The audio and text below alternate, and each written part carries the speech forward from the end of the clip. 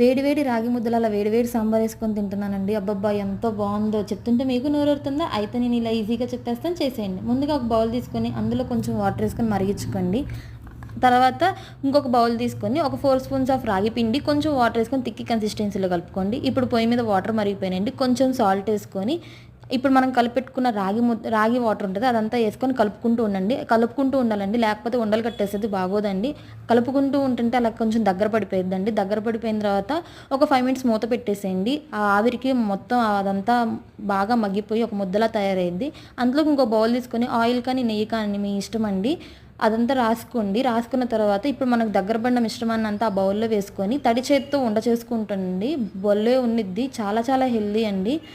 నాకసలు అలవాటు లేదు. నేను ఇక్కడికొచ్చాక నా పక్కన ఓనరు ఇది అలవాటు చేశారు. అప్పుడు వీక్లీ వన్స్ తప్పకుండా చేసుకుంటున్నానండి. నా వీడియో గనుక నచ్చినట్టయితే సబ్స్క్రైబ్ చేయండి. Please subscribe my channel. Thanks for watching.